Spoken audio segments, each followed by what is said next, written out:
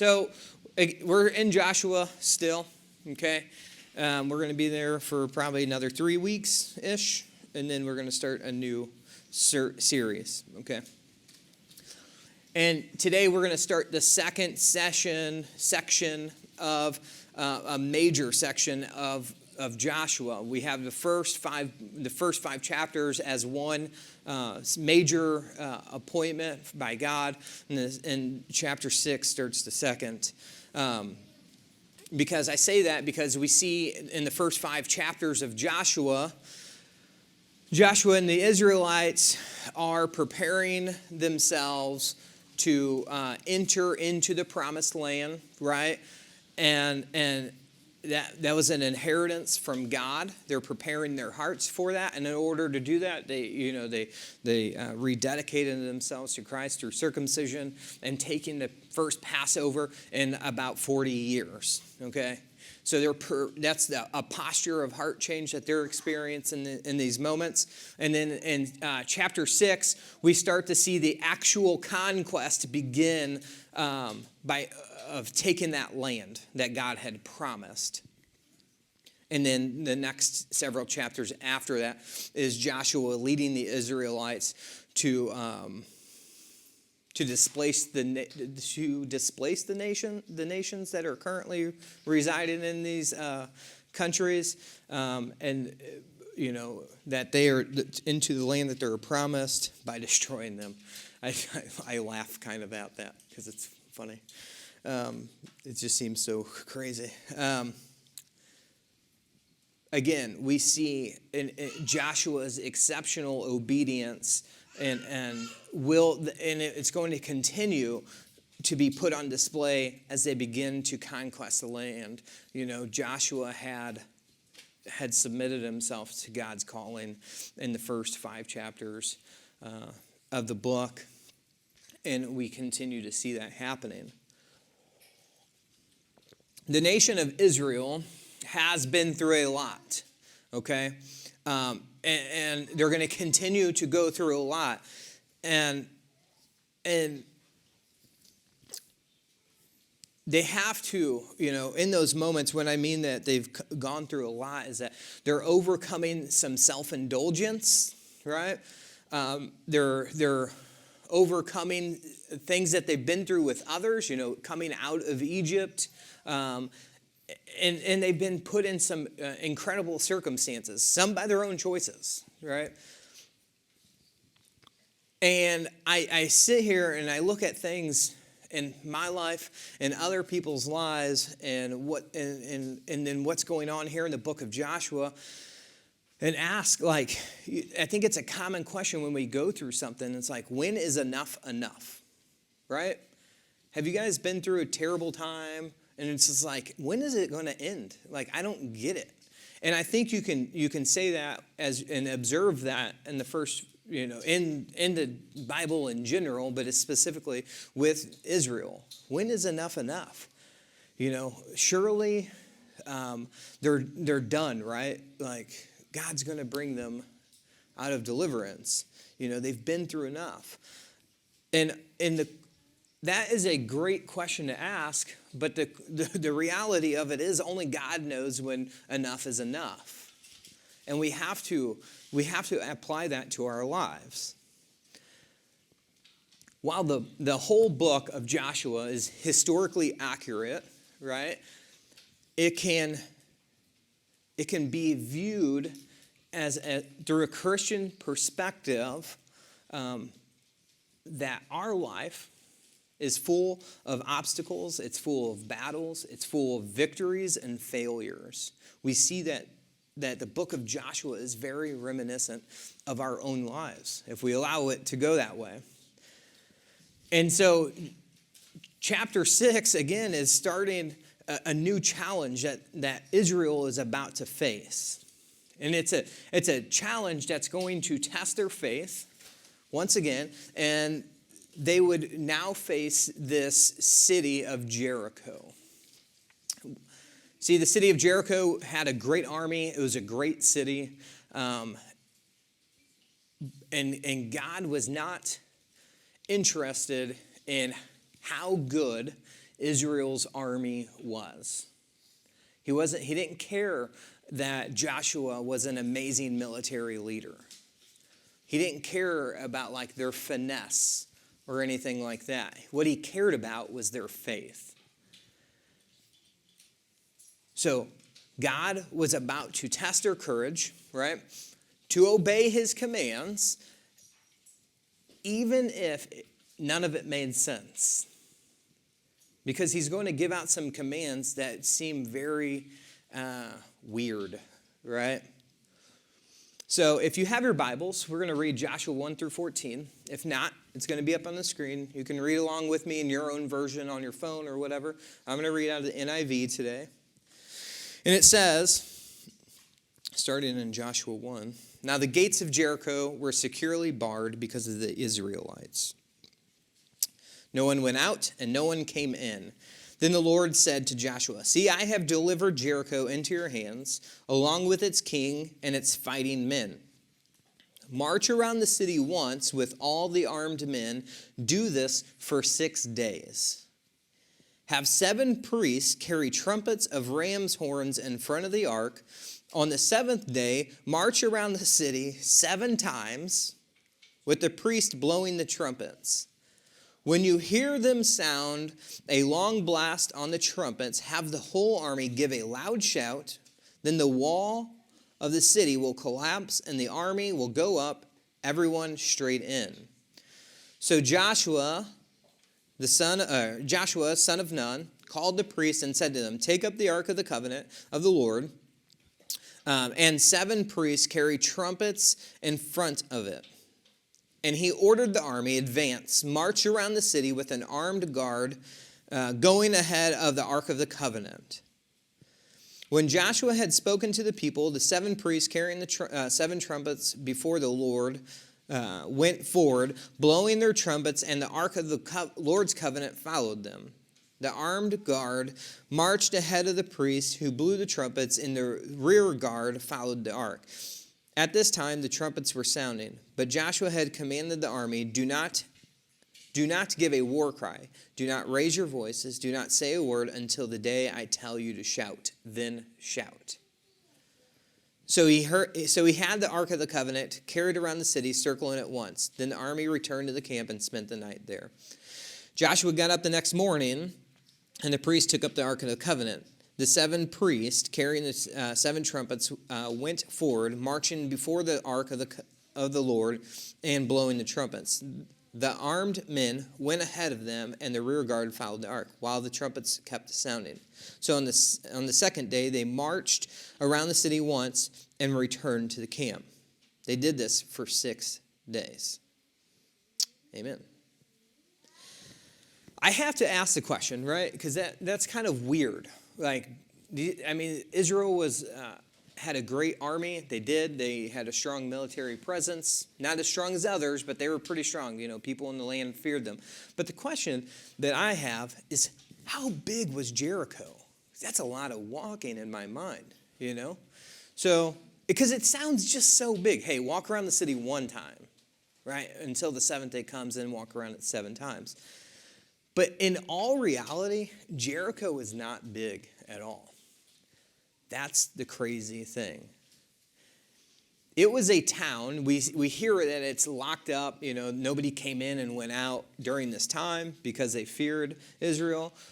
But the town itself, the city of Jericho, was mainly for high-ranking officials and their families, people of importance, right? And those who could provide some services, if you get what I mean. Rahab lived there, right? Now, picture this. We have this idea of Jericho. It's not a very big town. Some biblical scholars believe that Jericho was only about 9 to 10 acres in total. That's not big by any means. 9 to 10 acres is not very big. However, I did not load up a picture. However, they had a wall. It was a retaining wall that went around. It was on a hill, they claim, right? That's what scholars have found, some scientists have found, it was on a hill. And so as you would walk up to this hill, they had a retaining wall that was about this tall. Okay, so you're walking up and you see this retaining wall. And then on top of that retaining wall was another wall that was about 20 to 26 foot tall on top of a 12 to 15 foot tall retaining wall.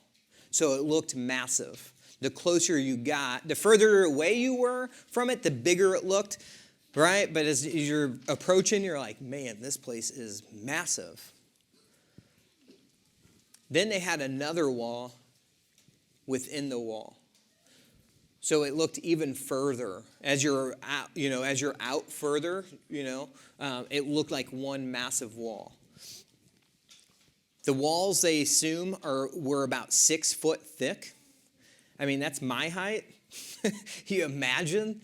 And so that wall, that is, you have this retaining wall, the wall on top, and then the other wall that was in the city was another about 20 foot tall as well. So as the further you are away, that looks like a 50, 60 foot wall, And as you approach it and you're like, man, that's not big, but then there's another wall inside of that wall. The population they estimate to be in this city was about 1,200, not very big. However, it's like living in West Point, and West Point's like, hey, we're going to secure everything down, and everybody who is incorporated into West Point, right? That'd mean like my house, it'd be like Darylyn and Steven's house, all of that.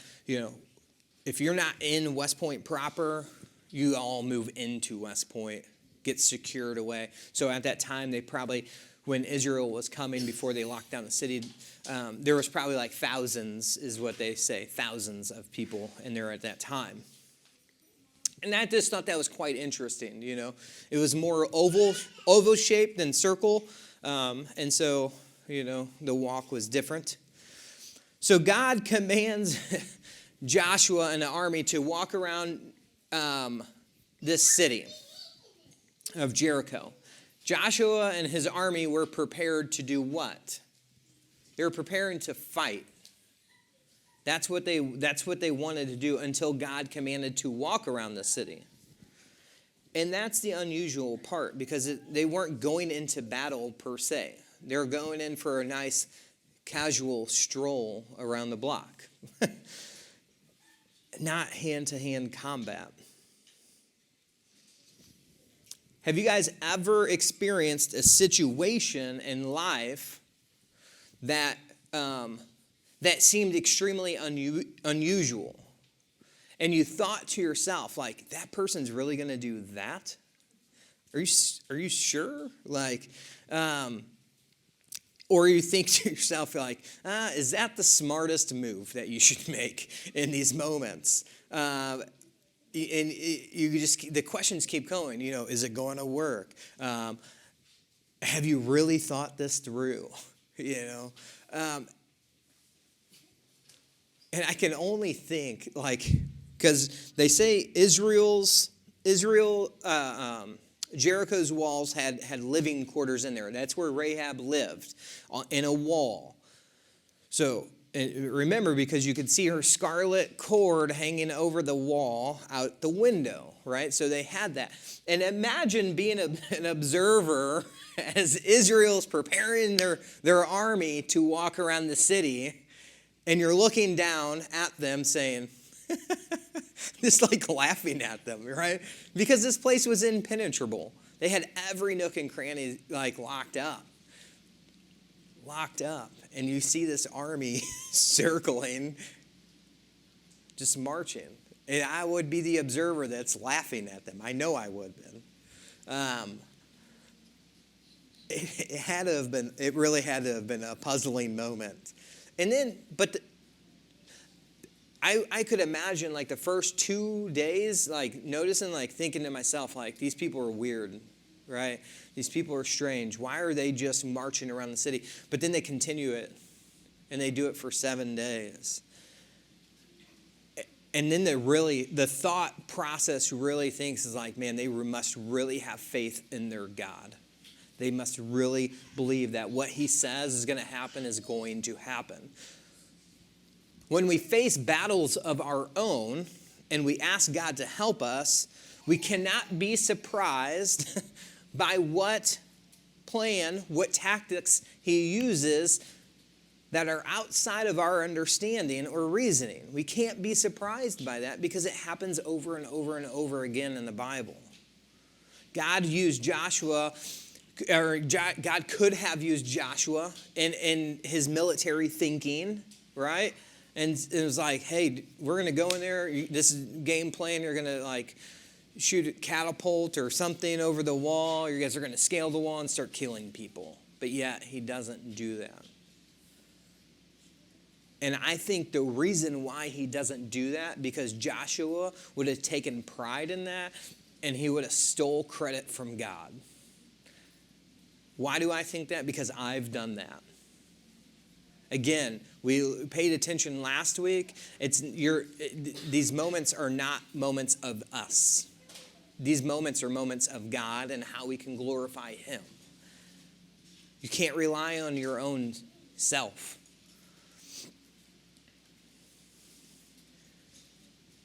We see in chapters 1 through 5 that God is coming back, and he's made some pretty bold promises to Israel, and he's like, hey, these promises are going to go through, and what's required, and these promises that are required a great deal of faith. Right? Again, chapter 6, we're seeing that these promises, this bold promise from God, would require a great deal of faith. So I want to talk this week, today, about how this concept of faith, and I want to give 2 important rules when it comes to faith. 2 important rules when it comes to faith. Because faith is one of those terms we like to throw around, right? In a lot of religious contexts.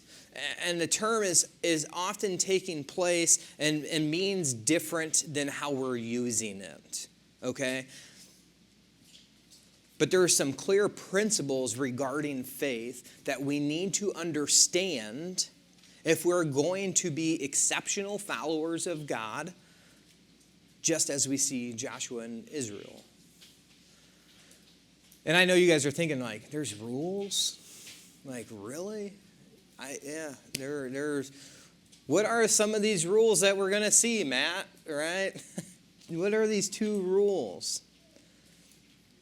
I think we get 2 important and fundamental rules from what we see on how we can place our faith in God and carry things through. And that begins with, I lost my notes. With God's promises requires faith. God's promises requires faith. And why do I say that? Well, in Joshua 3:15, Joshua 3:15, they're approaching the river, the Jordan River, at flood stage. And God tells Joshua, hey, take the Ark of the Covenant, have the priest carry it into there, and what's going to happen? It's going to dry up, right? A wall's going to come up, a wall of water, everything downstream is going to dry up, everything upstream. And they had to have faith in that. God's promises required that. And so they did it. Again, they walk up to a city that is on lockdown. On lockdown. Nothing was penetrable.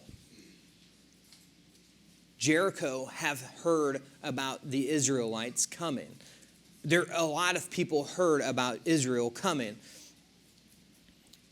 Jericho had a lot of things happening. The king of Jericho was probably scared, right? And he was probably really arrogant in those moments too. Thinking, as I would be thinking, these people can't get into my city. Nobody's going to be able to penetrate this. And nobody has. But Israel wasn't relying on themselves. Israel was going to need the mighty hand of God working on their behalf in order that they successfully accomplish what God has put in front of them. Remember, God is present in every moment of our lives, and he always will be. And why I say that, because in verse 2 of Joshua 6, it says, God says to Joshua, "See, I have given Jericho into your hands." They haven't done it yet, right? But he has done it. He has already preordained this to happen. God is making a statement to Joshua, assuring him that he already taken care of what needed to be taken care of. It was a promise that only God could make good on. And it demanded faith, not only from Joshua, but from an entire nation.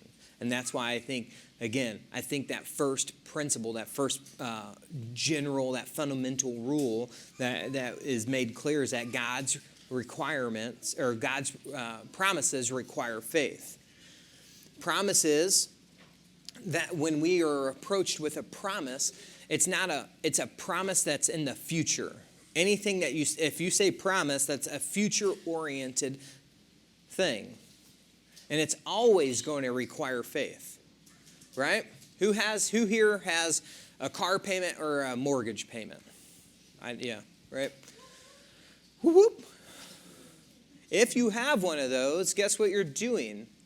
You're trusting in the bank that if you make your payments on time, you will get the deed to that vehicle. You'll get the deed to that house. That is a promise that the bank is making. If you do what? Follow through with your payments, correct? That's that promise. It's like the same thing with kids and dessert, at dinner time. Hey, I want ice cream. Absolutely, you can have ice cream if you eat your dinner first, right? That's how it is. It's a future-oriented thing. So promises made, these promises are being made because they are always future-oriented.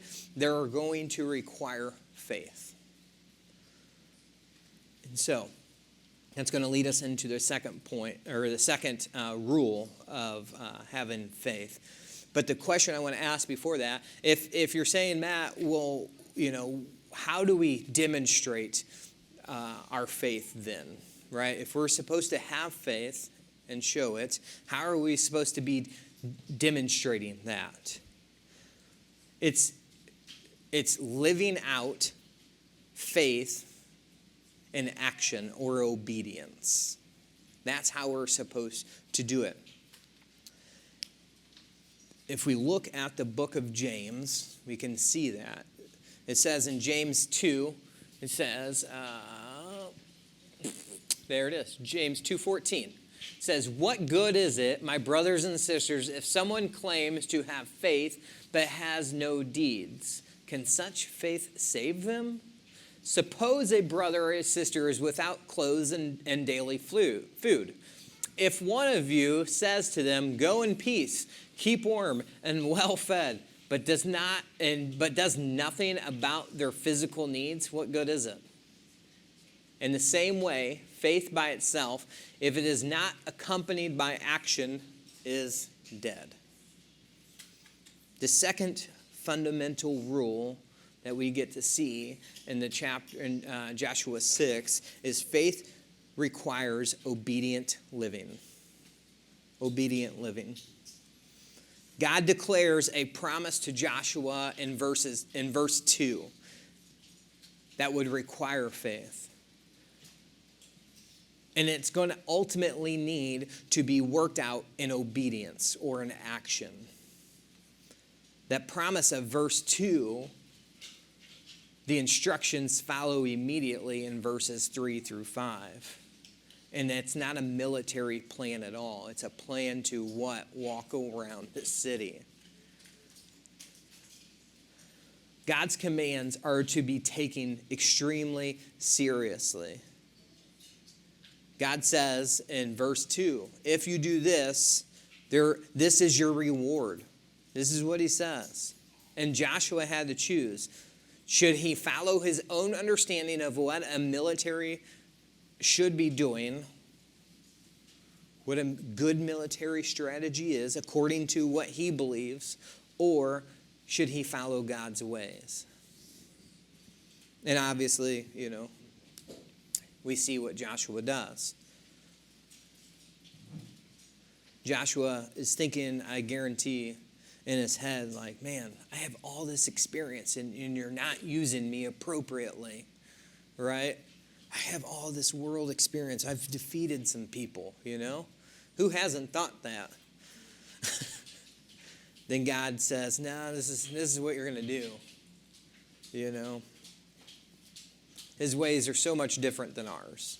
So much different than ours. And it makes me think,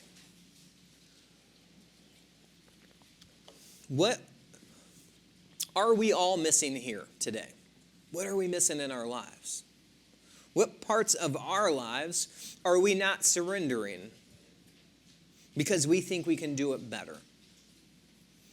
What area in our life do we need to be obedient in? Again, we have these two rules. God's promises requires faith, and faith requires obedient living. Saying, I have faith in God is the easy part. Saying I have faith in God is the easy part. The hard part of this whole thing is being obedient. Having obedient living is the hardest thing. How many here today would genuinely do what God is asking you to do? Put your hand down.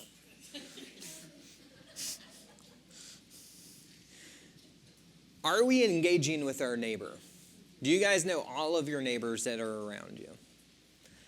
Are we studying God's word together as a couple? Are we studying God's word together as a family? Are we praying together diligently? Are we showing our kids the importance of tithing? Are we showing them that Christ is at the center of our lives, at the center of our marriage? Are we avoiding people because they don't look like you do? Are we avoiding people because they don't live the same lifestyle that you live? They look different. I don't know, whatever it is, right? Are you serving your community on a regular basis? Whatever that you're being, like you're having a hard time or you're sick and tired of me talking about, it's probably because that's what you're dealing with. That's what God's convicting you of. Right? But whatever it is, whatever you're having a hard time with, I pray that you have faith in God in those moments. I pray that you live it out. Like, hey, it's one step. I get it. One step. And I think that's what's being showed here in Joshua 6. Marching around the city. One step at a time. Live out the faith. Again, it's not easy. It isn't easy. But I promise that God's goodness, God's goodness is not just going to be poured out on you if you, this is not prosperity gospel here, okay? If you do what God says, there will be some blessing involved. If you do what God says, there is going to be some heartache involved. But I promise that if you are obedient and you submit yourself to God and allow Him to work through you, it will change your future, right? Generations will change. Again, it's not about you. We have to lead our children, We We have to. Generations are being affected by some of the choices that we make today. It's not easy. And it's like the toughest thing that we can do by being obedient to God. Moving here, Amber and I had faced a lot. And we, coming here, we 100% believe that God led us here, that God placed us here in West Point. And in 20 plus years of construction, I've never been faced with so much heartache and so much turmoil, if that's the best word to use. Pastoring is hard. It is. I didn't know it would be this hard. I spent a lot of time crying, a lot of time in anger, a lot of time in frustration, a lot of time in joy and goodness, like just celebrating God's goodness. And I have to keep reminding myself, like, Matt, stay obedient to God. Do not do what you want to do because that's stupid. Matt, you're stupid. Right? I'm not dumb, you know what I mean? I'm not like belittling myself, but my ways are stupid. I get it. God's ways are so much more greater than I am.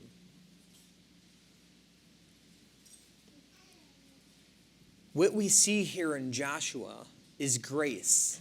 What we see here in Joshua is mercy. He isn't looking for perfection in any of us. He asks us to do stuff, and we have to be willing and obedient to do it. And he is not looking for perfection. He's just looking for obedience.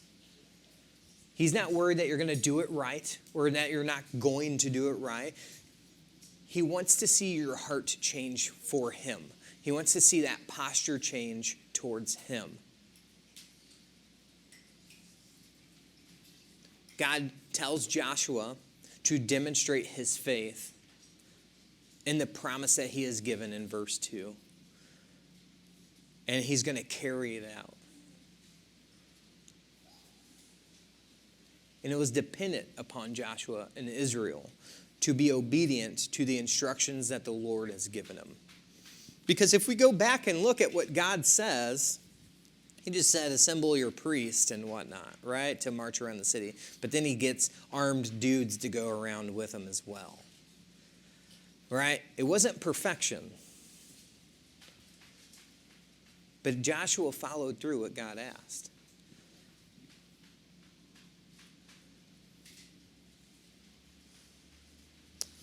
The instructions from the Lord were weird. I get it.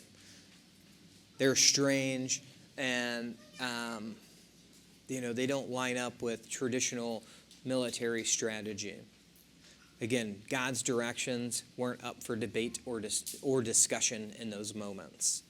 For 6 days, they marched around the wall of Jericho as God commanded. Years ago, about 12 years ago now, Amber and I traveled to London for the first time, the only time we went overseas. And I think about that and kind of connect it to this.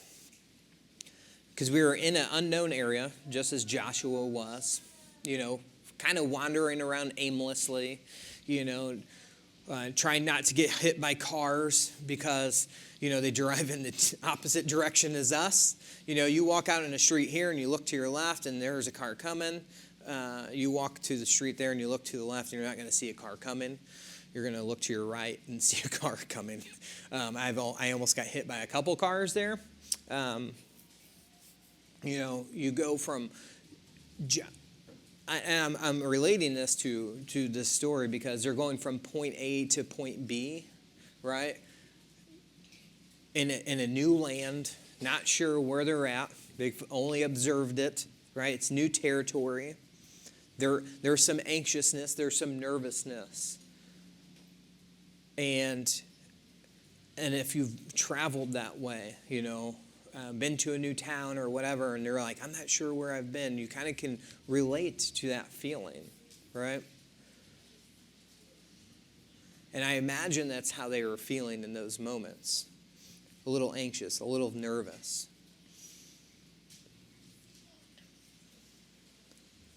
We, like our children here, are like children to God, right?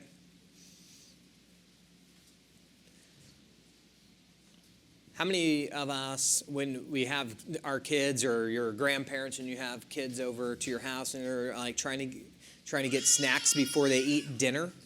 Have you ever had that? Keegan is he's like, I'm hungry now. And I'm like, dude, we're eating dinner in 5 minutes, And I'm like, he's like, yeah, but I'm hungry now. And I'm like, you have to wait, right? The child doesn't always understand. Who can relate to that? I think most of us here. And they get this like snooty attitude about it, like, oh, whatever,